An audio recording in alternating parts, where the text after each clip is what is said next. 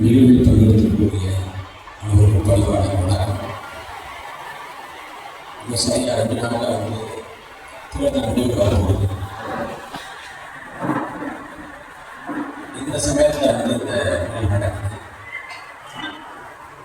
இந்த தேர்தல் முடிவு வந்து என்னவா இந்த தேர்தலுக்கு குறித்து பல கருத்துகள் பல இடங்கள் வந்து நாம் தமிழக கட்சியோட பேரை சொல்வதில்லை. நாம் தமிழக கட்சியை வந்து இப்படி போடுறாங்க. இந்த சமயத்தில் நமக்கு நாமே நினைவுகளை கொள்ள வேண்டிய விஷயம். நம்ம எங்கிருந்து இந்த பாதையை இந்த பயணத்தை தொடரணும் அப்படிங்கிறது 2009 மே மாதம் வந்து மே 18 இதே மாதம் மே 16, 17, 18 3 நாட்கள் வந்து மிகப்பெரிய காலப்பகுதியில் நடத்துல ஒட்டுமொத்தமாக லட்சக்கணக்கான தமிழகம் ஒட்டுமொத்த மே 18 அன்னைக்கு வந்து போர் முடிஞ்சு அறிவிக்கப்படுது. ராஜபக்சே வந்து விமானத்தோட இறங்கி மண்ணை முத்தமிட்டு சிரிக்கிறான். இலங்கை வீதிகளில் வந்து கொடுக்கின்ற நகரங்களில் வந்து சிங்கள மக்கள் வந்து ராணுவத்தை கூட்டாடுறாங்க. அதே வேளையில் வந்து தொலைக்காட்சியில ஒரு உருவத்தை காமிக்கிறாங்க, உலகத்தை காமிக்கிறாங்க. அதுதான் தலைவர்கள் காமிக்கப்படுது. புலமிருந்து வாழக்கூடிய தமிழர்கள்லாம் கண்ணீர் எடுக்கிறாங்க. தாய் தமிழகத்தை வாழக்கூடிய இனமான தமிழர்கள் பிடிச்சு போறாங்க. ஐயோ எல்லாம் முடிஞ்சு போச்சேன்னு நினைச்சப்ப இந்த மே 18 எல்லாம் முடிஞ்சு போச்சுன்னு உலகம் நினைச்சதோ அதே மே 18 புரிஞ்சு வச்சு அடுத்த ஆண்டு நாம் தமிழர் அப்படிங்கிற கட்சி நம்ம கட்ட ஆரம்பிச்சிடும். இதுல வந்து நாம திட்டமிட்டு தீர்மானித்து இந்த பயணத்தை பாதையாக படவில்லை. நம்ம கைகளில் வந்து இது ஒப்படைக்கப்பட்டுச்சு. சரியா சொல்லணும்னா அண்ணன் சூசியவர் வந்து கடைசியா பேசிய பொருள் இருக்கு. சீமான்ட்ட சொல்லிட்டோம் சீமானத்தை தான் விட்டு போற சொல்லும்போது ஒரு வார்த்தை என்ற ஒரு போர் பிரகடனம். அதே போல அண்ணன் முத்துக்குமார் ஈழத்த மக்கள் கொண்டளிக்கப்பட்டப்ப அண்ணன் முத்துக்குமார் தீக்குளிச்சு மாட்டுவார். முத்துக்குமார் ஒரு தோழர்கள லண்டன்ல பதிவுத்தமிழ்ல புதுக்கோட்டை பாடசாலை பண்ணப்பட்ட நீச்சிற்காலி வச்சதுல கடைசி ஆனது கருத்தூர் செலுத்தி உடல் முழுக்க 18க்கும் மேற்பட்ட நாடுகள் வந்து தீக்குளித்து இறந்து போனாங்க. அதில் முதல் நிறுவனம் முத்துக்குமார். அண்ணன் முத்துக்குமார் எழுத அந்த மாரண சாஸ்திர கடிதம் ஒரு நேரத்தில் இருக்குது. இல்லை உடற்படி அதை எப்படி ஆரம்பிக்கும்னா பாரதியோட பாட்டு விதியே விதியே இன்சை நினைத்தாயின் தமிழ் சாதனை ஆரம்பிக்கும். அதை முத்துக்குமார் வந்து மிக தெளிந்த பார்வையோடு எல்லாருக்கும் செய்ய சொல்லியிருப்பார். தன் உடலை வந்து அதுக்கு உடற்குறு ஆய்வு பண்ணப்படுற மருத்துவர்கள், தமிழ்நாடு முழுக்க காவல் படையிடக்கூடிய காவலர்கள், அன்னைக்கு அமெரிக்காவை ஆண்ட பாரத் ஒபாமா, சர்வதேச சமூகம், அதே போல சட்டக்கல்லூரி மாணவர்கள், தமிழ்நாட்டில் வாழக்கூடிய மாற்று மொழிக்காரங்க, பிற மாநிலத்துக்காரங்க, இப்படி எல்லாருக்குமா அந்த முத்துக்குமார் வந்து அந்த கிடையாது செய்ய சொல்லியிருப்பார். அதுல ஒரு இடத்துல இருக்கும் தமிழ்நாட்டில் நிற்கக்கூடிய விடுதலை புலிகளே, தமிழீழ மக்களே, இப்போது எல்லோருடைய பார்வையும் உள்ளே நோக்கியிருக்கிறது. தாய் தமிழகம் உணர்வுபூர்வமாக ஏதாவது செய்து கொண்டிருக்கிறது. ஆனால் என்ன செய்வது? உங்களுக்கு அமைந்தது போன்ற உன்னத தலைவனை இல்லையே. ஆனால் நம்பிக்கை வந்து கைவிடாதவர்கள். இது போன்ற கையெழு காலங்கள் தான், கைவிடப்பட்ட நிலைமை காலங்கள் தான் சிறந்த மக்கள் தலைவனை கண்டுபிடித்திருக்கிறது. அப்படிப்பட்ட ஒருவர் இந்த காலத்திலே உருவாகலாம் என்று அண்ணன் முத்துக்குமார் சொல்லியிருப்பார். அப்படி போராட்ட அந்த காலத்துல, அந்த போர்க்களத்துல தமிழ்நாட்டிலிருந்து ஒரு தலைவர் உருவாகலாம் என்று அண்ணன் முத்துக்குமார் கண்டித்து போனாரு. அண்ணன் முத்துக்குமார் சொன்ன தலைவர் தான் அண்ணன் சீமான். நாம சரியா சொன்னா முத்துக்குமார் இறந்து போறப்ப எனக்கெல்லாம் உண்மையே தெரியும். நான் வந்து நீங்க இன்னைக்கு வந்து நான் ஒரு பேச்சாளா அறியப்படலாம். ஆனா நான் வந்து இயல்புல அவ்வளவு கூட்டு சுபாவம். நான் யார்கிட்டையும் பேச மாட்டேன், யார்கிட்டையும் கொண்டு கொடுத்து கண்ட பார்த்து இது பண்ண மாட்டேன். அவ்வளவு இயல்புல கூச்சுக்காங்க. 2001 முத்துக்குமாரனை தீர்ப்பிடிச்சு இறந்து போறப்ப அன்னைக்கு பள்ளி கல்லூரிகள்லாம் வந்து கல்வி விடுப்புட்டார். ஏன்னா பள்ளிக்கூடல இருந்தாங்கன்னா அவங்க போராட்ட காலம் வந்துட்டாங்க. அப்படி விடுப்பு விட்டப்ப புதுக்கோட்டையில ஒரு ப்ராஜெக்ட் கல்வி படிச்சுட்டு இருந்தேன். அப்ப வந்து இலங்கை தமிழர் பிரச்சனையா, யாரோ செத்து போயிட்டானா அப்படின்னு விடுறேன். அப்ப செத்து போயிட்டானா லீவா அப்படின்ட்டு ஊருக்கு போனா கிரிக்கெட் விளையாடலாம் அப்படின்ட்டு மகிழ்ச்சியோடு அன்னைக்கு போன பிள்ளைகள்ல இதுவே தெரியாம போன பிள்ளைகளை நானும் புதுக்கோட்டை தேர்தலில் ஒரு பதாகம் எழுதப்பட்டிருந்து தமிழால் வழிபட்ட இடத்தை அடிக்க ஆயுதமா அப்படின்னு வார்த்தை இருக்கு. அப்ப அந்த வார்த்தையை படிக்கிற மாத்திரத்துல இடம் புரியாத இடம் இருக்கு. அந்த சமயத்துல அதான் இடம் பண்ண. ஆனா திரும்பி பார்க்கறப்ப முத்துக்குமார் இருந்தா எந்த வேலை செய்வானோ அந்த வேலையை செய்யறதுக்கு லட்சக்கணக்கான வேலைகள் இருக்கு. அப்ப காலம் தான் இந்த பணியை வந்து நம்மகிட்ட கையிடுச்சு. நாம் தமிழர் இயக்கம் நாம் தமிழர் கட்சியா மாறுது. 2010 நம்ம தொடங்குறப்ப 2016 தான் போட்டி அறிவிக்கிறோம். 6 ஆண்டு காலம் தான் போட்டி. 2016 போட்டி அறிவிக்கிறோம். 2016 போட்டி போடுறப்ப மிகுந்த நம்பிக்கையோடு கடத்தல் கொண்டோம். சமூக அடிப்படையில் வேட்பாளர்கள் தேர்வு பண்ணோம். புறக்கணிக்கிற சமூகத்துக்கு வாய்ப்பு கொடுத்தோம். இப்படி எல்லாத்தையும் பார்த்து பண்ணி ஆட்சி செயல்பாட்டு வரை அப்படின்னு வச்சு அன்னைக்கு வந்து அண்ணன் சீமான் வந்து பரப்புரையை ஏறக்குறைய ஒரு 2.5 மாதம் மழை பண்ணாங்க. 2 மாதம் மழை பண்ணாங்க. அந்த களத்தை வந்து நம்பிக்கையோடு இருந்தோம். நம்மை போல வந்து மாற்று அரசியல் அப்படின்னு அன்னைக்கு அன்புடைய அரசு மாற்றம் முன்னேற்றம் ஆரம்பிச்சாரு. அந்த வந்து விஜயகாந்த் அணியில மக்கள் அணி ஆரம்பிச்சு நாம அந்த தேர்தல் நடத்த புதிய வெற்றிகள் ஒன்று மக்கள் நடக்கிறோம். ஆனா பெருவாய்ப்பாக கடந்து போட்டிட்டாங்க சீமான வெற்றி பெறல. அதே சமயத்துல தமிழ்நாட்டில் வந்து தமிழ்நாடு முழுக்க நம்ம போட்டி போட்டு 1 விழுக்காடு வாக்கு தான் பெற்றோம். போதுமான வாக்கு இல்லை. அந்த சமயத்தை கிடைக்கப்பட்டதுன்னா எப்படி வந்து அதுக்கு பிறகு மக்கள் அணி வந்து சிதறி போச்சு, ஒட்டுமொத்தமா சிதறி போச்சு. அந்த தோல்விக்கு பிறகு அதுக்கு பிறகு பாமக வந்து தடுச்சு போட்டிக்கிற முடிவை கைவிட்டு அவங்க கூட்டணிக்கு போயிட்டாங்க. அப்ப நாம் தமிழர் கட்சி என்ன ஆகுதுன்னா நாம் தமிழர் கட்சி 1.1 இதுதான் அதிகபட்சி. இதோட கதை முடிஞ்சு நாம் தமிழர் கட்சி வந்து தேர்தல் பார்த்தா ஒத்து வராது. தமிழ் தேசியம் பேசுறவங்க அகல கூட்டங்கள் பேசலாம், அவங்க இயக்க நடத்தலாம். அந்த முதியோர்களை வச்சு வந்து அவங்க ஏதாவது போராட்டம் ஆர்ப்பாட்டம் செய்யலாம். தமிழ் தேசியம் வந்து ஒருபோதும் தேர்தல் பாதைக்கு ஒத்து வராது. நாம் தமிழர் கட்சி 1.1 சுழியத்துக்கு போயிடும் அப்படின்னு அனுமானிச்சாங்க. அதுக்கு வந்து பாராளுமன்ற தேர்தல் 2019 பாராளுமன்ற தேர்தலை பொறுத்த வரைக்கும் நம்ம மோடி வேண்டாம் ராகுல் வேண்டாம் நிலைப்பாட்டை சொல்றோம். நம்ம மற்ற மாநிலங்களில் போட்டி போடல, மற்ற மாநில கட்சிகள் கூட்டணி வைக்கல. நாம் தமிழர் கட்சி வெற்றி பெறுவதற்கான உறுதிப்பாடும் இல்லை. நாம் தமிழர் கட்சி தமிழ்நாட்டில் வெற்றி பெற்றாலும் தேசியத்தில் தாக்கத்தை ஏற்படுத்துவதற்கான எந்த உதாரணமும் இல்லை. அப்ப அந்த பாராளுமன்ற தேர்தல் இடத்துல சட்டமன்ற தேர்தலே வெல்லாத கட்சி என்ன பண்ண போகுது அப்படின்னு நினைக்கலாம். ஆனா அந்த காலத்துல 1.1 4 மடங்கு வாக்கு விழுக்காடு பெற்று 4 விழுக்காடு வாக்குகளை போடுறோம். 21 7 விழுக்காடு வாக்குகளை போடுறோம்.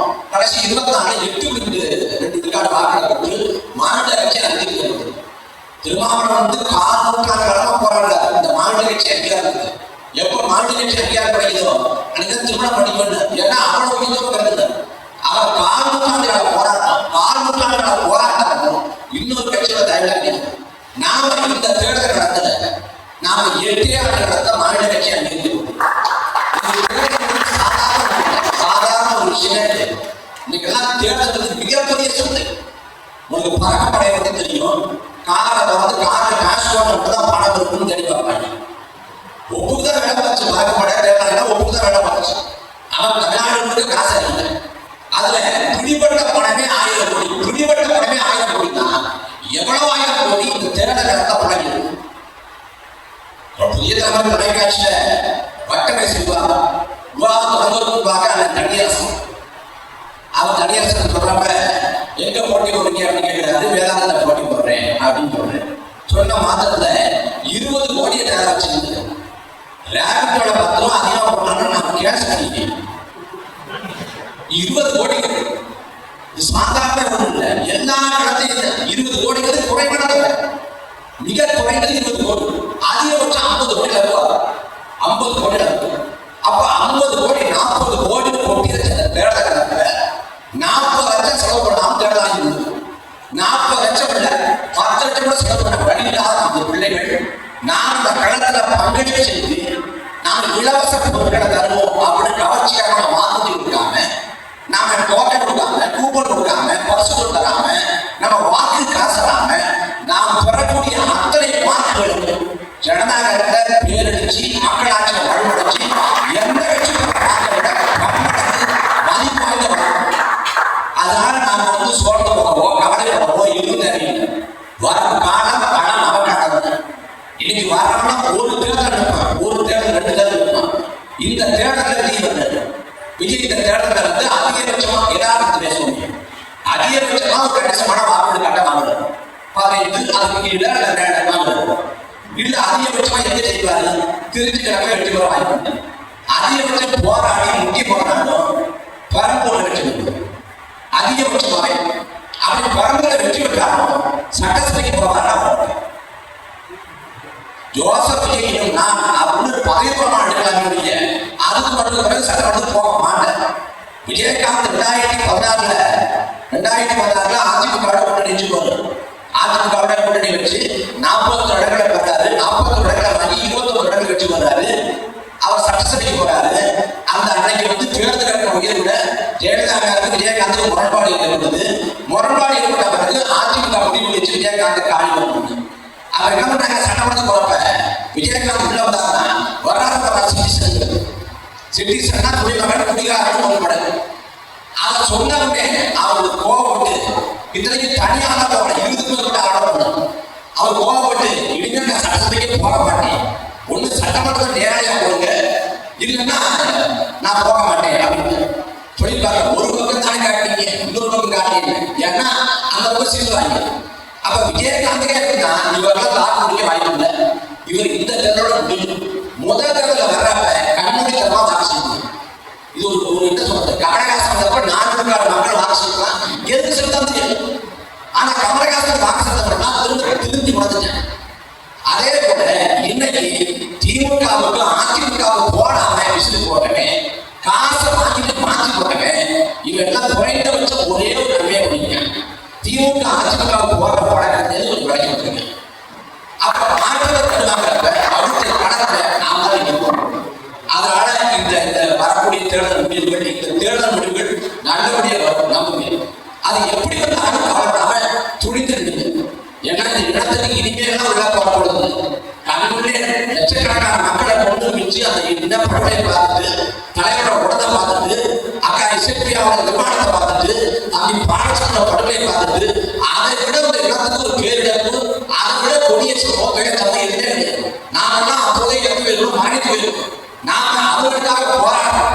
இது நமக்கு என்ன காரணம்? ஒருவேளை நீங்க வெட்டாதே என்ன பண்ணீங்க ஒரு கேள்வி. இந்த சொன்னாங்க அனுமான கேள்வி, கற்பனை கேள்வி, கைப்போத்தொட்டிகள் கொஸ்டின் பார்க்கல.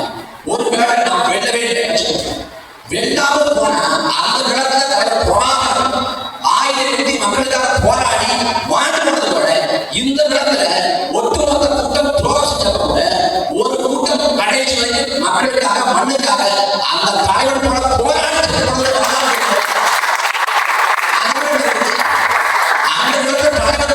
இந்த இடத்துல பிள்ளைகள் அன்னைக்கு அந்த தலைவருக்கு என்ன துரோகம் பண்ணுச்சு, அண்ணனுக்கு துரோகம் பண்ணா பரிசு கொடுக்க போது இனம் தான். நாம் இல்லை, வரலாற்று பணியிலிருந்து வரலாற்று இடிச்சொல்களிலிருந்து நாம் இப்போதும் நாம் தப்பிச்சிட்டோம். அதனால நாம் மனச்சோடையோ தச்சோடையோ ஒன்றும் இல்லை. வருகிற காலம் நம்ம காலம் தான். ஊடகங்கள் என்னைக்கு நம்மளை பேசினா, என்னைக்கு நம்மளை கண்டுக்கணும்னா, என்னைக்கு நமக்கு அங்கீகாரம் கொடுத்தா, 2016 தனிச்சு போட்டி போடுறப்ப நம்ம போட்டி போடுற செய்தியே சொல்றேன். அதே போல இன்னைக்கு போற அப்படின்னு போடுறேன், மற்றவை அப்படின்னு போடுறேன். ஊடகங்கள் நிறுவனம் முதல்ல ஒரு நிறுவனம், அப்புறம் தான் ஊடகம். அதை நீங்க நம்புது. ஏன்னா 10 லட்சம் ஒரு நாடு முழுக்க நீங்க கட்சி நிகழ்ச்சியை காட்டுங்க அப்படின்னு சொல்லி 10 லட்சம் கொடுத்துட்டா அவன் டிஆரோட லட்சியத்திற்கான நிகழ்ச்சி போராடுவான். அவனுக்கு என்ன இல்லை, ஸ்லாட் ஒரு ஸ்லாட் 6 மணி நேரம் எங்களை பேசுற எவ்வளவு காசு அப்படின்ட்டு காசை கொடுத்துட்டோம்னா 10 லட்சம் காசை கொடுத்தா ஒரு நாடு முழுக்க நேரடி கொடுக்கலாம். நாளைக்கு 30 நியூஸ் கார்டு போடுவான், 3 போராட்டம் எடுப்பான். இது எல்லாமே பேக்கேஜ். ஊடகங்கள் முழுக்க பணத்தேவைக்காக மாறிவிட்டது. அதை பணி செய்து முதல்ல பணியாளர்கள், அப்பதான் பத்திரிகையாளர், அந்த பணியாளர்களுக்கு ஊதியம் தரும், அந்த நிறுவனம் லாபத்தை அதுக்கு புறச்சுவதற்கு லாபத்தை கணக்கு. அதனால எதை கண்டு நாம் தற்சோடைவோம் கவலைப்பட வேண்டியதில்லை. அண்ணன் சொன்னது கூட ஒரு தற்கூரி கூட்டம், அவனே அவங்களுக்கு ஆதரவு செய்கிறப்ப நாம தத்துவ குணத்தை கொண்டு வந்து நாம 4 தேர்தலில் வெற்றி பெறாவிட்டாலும் கூட தடை நிற்கிறோம். இந்த தேர்தல் தோல்வி நம்ம பாதுகாப்பு. இதுவரைக்கும் தமிழ்நாட்டில் மாற்று அரசியல் கட்சி அமைப்பை தொடங்கி நாம் முதல்ல தொடக்கத்தில் 90களிலேயே வைக்க வந்தாரு, திருமா வந்தாரு, ராமதாஸ் வந்தாரு, அன்புமணி வந்தாரு, ஜி.கே. முப்படம் வந்தாரு, கமலஹாசன் வந்தாரு, விஜயகாந்த் வந்தாரு, விஜய் வந்தாரு. இவங்க எல்லாம் நிச்சு போனா ஒரு தேர்தல் 2 தேர்தல் தோல்விக்கு பிறகு கடற்கரை போய் ஓடி போயிருவாங்க. ஆனா 4 தேர்தல் தோல்விக்கு பிறகு கூட நாம் தமிழக கட்சி எழுந்திருக்குன்னா தத்துவ பின்பற்றது. தோத்த கட்சிக்கு மக்கள் ஓட்டு போட்டாங்க, கட்சி ஜெயிச்சா வளர்ந்து தோத்தா ஆனா நாம் தமிழர் கட்சி வெற்றியை கிட்டல ஆனா வளர்ந்து கொண்டே இருக்கு. இப்ப மக்கள் என்ன சொல்றாங்க? பொதுவான பேச்சுக்கெல்லாம் வந்து 15 ஆண்டுகள் உழைக்கிறாங்க, 15 ஆண்டுகள் மக்களுக்காக பாடுபடுறாங்க, ஒரு கொள்கையை கோட்பாடு படி ஏற்றாங்க. நாம் தமிழர் கட்சி எவ்வளவு உன்னதமான கட்சி எனக்கு எப்ப தெரியுதுன்னா, இவன் வந்து சேட்டை பண்ணவர்தான் நாம எவ்வளவு நல்லது.